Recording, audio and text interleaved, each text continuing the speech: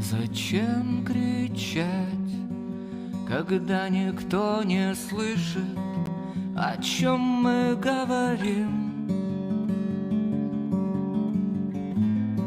Мне кажется, что мы давно не живы, зажглись и потихоньку догорим.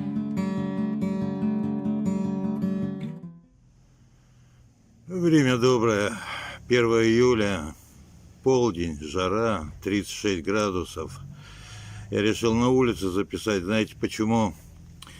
Саша в записке написал, у них в палате 34-36 градусов, кондиционера нет. Вот видите, я вот так сижу, да, на участке. Мне кажется, тяжеловато, а он в палате. Но вот уже во второй записке, в первой Саша написал, что комиссия была, и что его признали как бы пациентом, который может лечиться дома.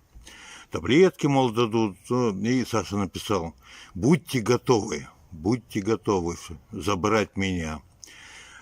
Вот. И еще потом приходили, он писал записки, что надежда есть, надежда есть.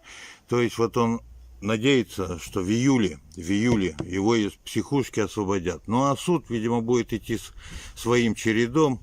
Но главное, конечно, из этой жаркой, пыточной больницы, так сказать, психушки выйти. Вот самое мое такое желание, так сказать, самое сильное, чтобы он освободился прежде всего из этой психушки. Спасибо. Ждем мы Сашу, ждем в июле, ждем, очень ждем на свободе уже.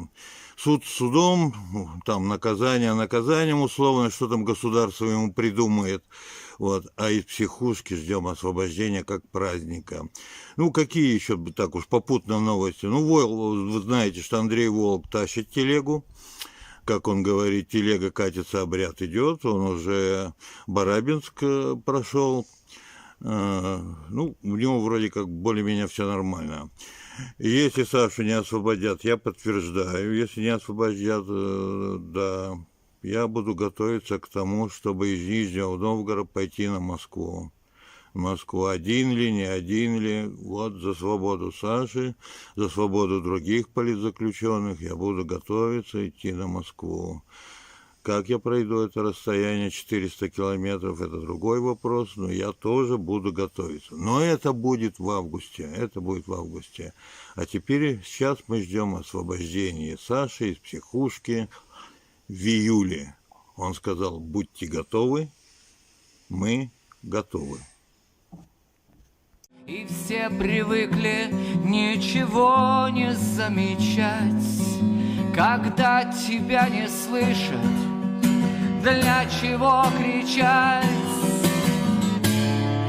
Мы можем помолчать, мы можем спеть, стоять или бежать, но все равно гореть. Огромный синий кит порвать не может сеть, сдаваться или нет, но все равно гореть.